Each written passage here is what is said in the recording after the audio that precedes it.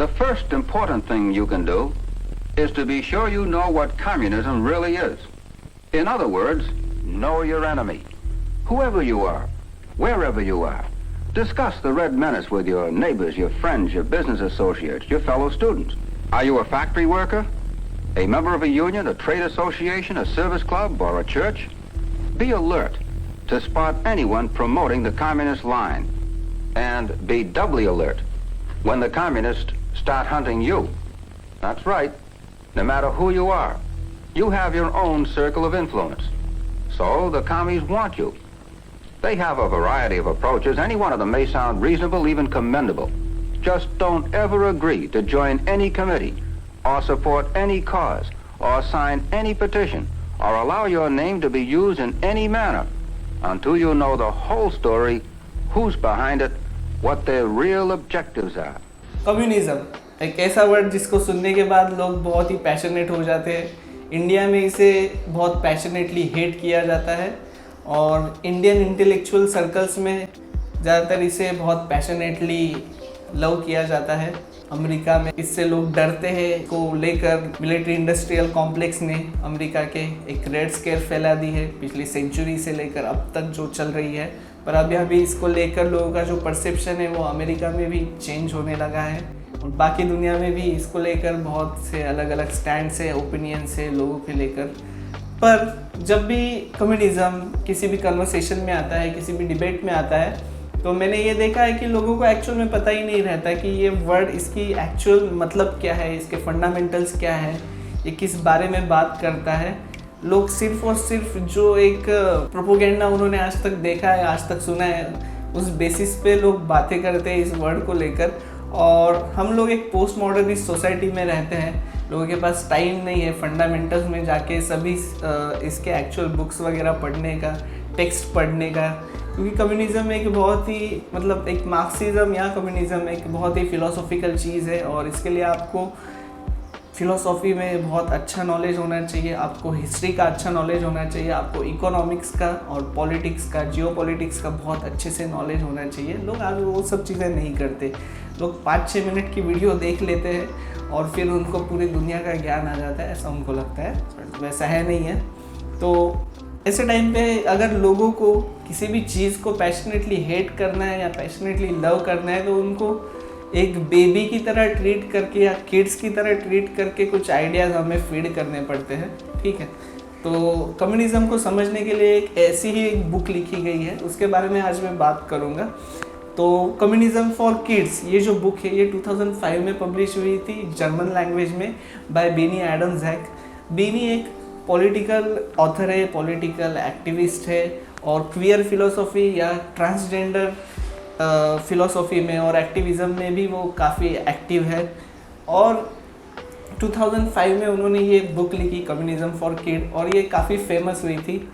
कुछ टाइम बाद इसे इंग्लिश लैंग्वेज में पब्लिश किया गया और जब ये बुक एक्चुअल में अमेरिका में पब्लिश हुई तब इसको लेके बहुत ही बवाल मच गया, क्योंकि उस टाइम पे भी अमेरिका में रेड स्केयर मौजूद था और इसका टाइटल ही है कम्युनिज्म फॉर किड्स। तो लोगों को लगा कि इस बुक के द्वारा कुछ इंटेलेक्चुअल या वोक लोग, लिबरल्स, उनके बच्चों को इंडोक्ट्रिनेट करने वाले हैं या उनको ब्रेन वॉश करने वाले हैं, उनके माइंड्स को चेंज करने वाले हैं और उनका पूरा जो कैपिटलिस्ट स्ट्रक्चर है उसको डिस्ट्रॉय करने वाले हैं अमेरिका का, क्योंकि अमेरिकन ड्रीम एक कंज्यूमरिज्म के ऊपर बेस्ड आइडिया है। पर ऐसा कुछ है नहीं। कम्युनिज्म फॉर किड्स एक ऐसी बुक है जो सिर्फ टाइटल में कहती है कि कम्युनिज्म फॉर किड्स। ये बुक सभी बच्चों को टारगेट नहीं करती, क्योंकि बच्चों को ये सब आइडियाज समझना काफ़ी मुश्किल है। तो ये अडल्ट बच्चों के लिए, अडल्ट किड्स के लिए ये बुक बनी है। उसका जो टारगेट ग्रुप है वो मेरे जैसे यंग या फिर ओल्ड, आप मेरे फादर के जैसे या मेरे ग्रैंड फादर के जैसे ओल्ड लोगों के लिए ये बनी है। और मतलब कि बच्चे छोड़ के सबके लिए ये बुक बनी है और ये बुक बिल्कुल भी किसी को इंडोक्ट्रिनेट करने के लिए नहीं बनी है। तो मेरा ऐसा मानना है कि अगर आप किसी भी चीज़ को लव करना चाहते हैं या क्रिटिसाइज़ करना चाहते हैं तो आपको उसके फंडामेंटल्स डेफिनेटली पता होना चाहिए। पोपटवंशी करके कुछ होता नहीं है। तो अगर आपको इस आइडिया को समझना है, कम्युनिज्म इस आइडिया को, तो मैं पर्सनली ये बुक आपको रिकमेंड करूँगा, बीनी एडम्स की कम्युनिज्म फॉर किड्स। इसमें क्या किया गया है, बीनी जो है वो एक स्टोरी टेलिंग वे में इस बुक को लिखते हैं। फॉर एग्जांपल इसका जो पहला चैप्टर है उसमें वो बताते हैं कि कहाँ से ये स्टोरी शुरू होती है कम्युनिज्म की। तो कम्युनिज्म की स्टोरी शुरू होती है कैपिटलिज्म के बर्थ को लेकर। तो इसमें बीनी जो है वो पहले चैप्टर में हमें बताते हैं ओरिजिन में कि व्हाट इज़ कैपिटल। तो कैपिटल कहाँ से आता है, तो वो शुरू करते हैं कि 500 साल पहले फ्यूडल स्ट्रक्चर था दुनिया में, और मोस्ट इम्पोर्टेंटली ब्रिटेन में, और वहाँ पे क्वींस का या फिर किंग्स का कंट्रोल था। पूरे लैंड होल्डिंग्स जो थी वो किंग्स और क्वींस के पास थी। फिर जो कुछ बदलाव हुए और किस तरह से कैपिटल का जन्म हुआ, किस तरह से वर्कर क्लास का जन्म हुआ, किस तरह से एक जो डिस्पैरिटी है या पोलराइजेशन है रिच का और पुअर का और क्लासेस का, वो कैसे फॉर्म हुआ, ये सब बहुत ही चाइल्ड फ्रेंडली वे में बीनी पहले चैप्टर में हमें बताते हैं। नेक्स्ट चैप्टर में बीनी जो है वो व्हाट इज़ वर्क एक्सप्लेन करते हैं, क्योंकि कम्युनिज्म को समझने से पहले आपको वर्क क्या है ये भी समझना काफ़ी इम्पोर्टेंट है। क्योंकि वर्कर के पास रहता है लेबर देने के लिए, क्योंकि उसके पास वही एक प्रॉपर्टी है, और जो कैपिटल है उसके पास देने के लिए है पैसा, ठीक है, क्योंकि उसके पास वही एक प्रॉपर्टी है। तो पैसे को और वर्क को बहुत ही सिंपल वे में इसमें डिफाइन किया गया है। नेक्स्ट फैक्ट्रीज या इंडस्ट्रीज जो है उनका स्ट्रक्चर समझना काफ़ी इम्पोर्टेंट है अगर आपको कम्युनिज्म समझना है तो उसको भी बहुत ही child friendly kid friendly way में एक्सप्लेन किया है।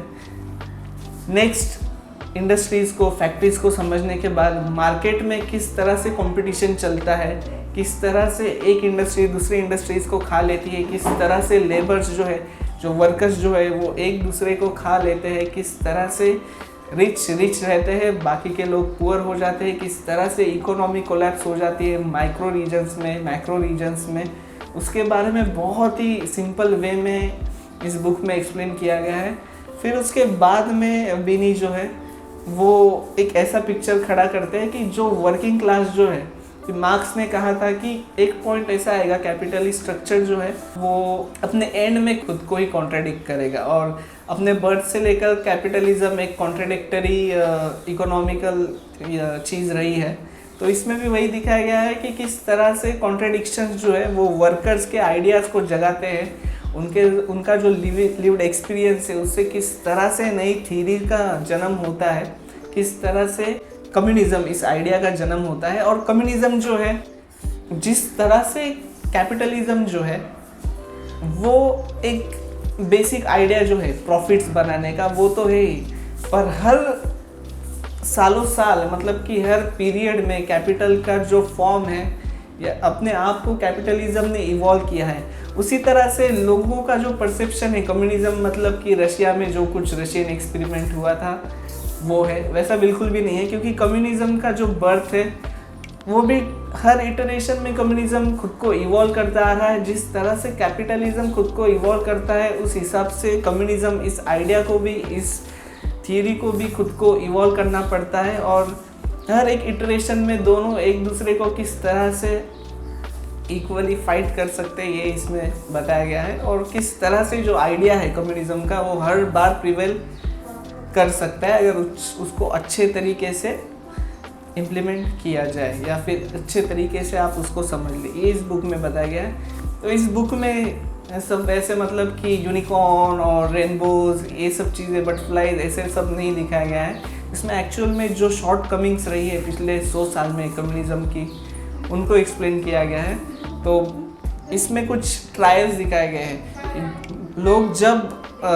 लोगों को जब पता चलता है कि उनका एक्सप्लॉयटेशन हो रहा है इस बुक में, और फिर वो ट्राई करते हैं कि हम जो एग्जिस्टिंग सिस्टम है, एग्जिस्टिंग जो इकोनॉमिक स्ट्रक्चर है, एग्जिस्टिंग कैपिटलिस्ट स्ट्रक्चर है, उसको अभी अगर हमको चेंज करना है तो हमें कुछ चेंजेस लाने होंगे। तो वो 6 ट्रायल्स लेते हैं, 6 अलग अलग थियरीज एक एक करके वो डेवलप करते हैं। एक थियरी जब पहली थियरी फेल होती है तो दूसरी थियरी यूज़ करते हैं, मतलब ट्रायल यूज़ करते हैं, फिर थर्ड ट्रायल यूज़ करते हैं, ऐसे अलग अलग ट्रायल्स वो यूज़ करते हैं।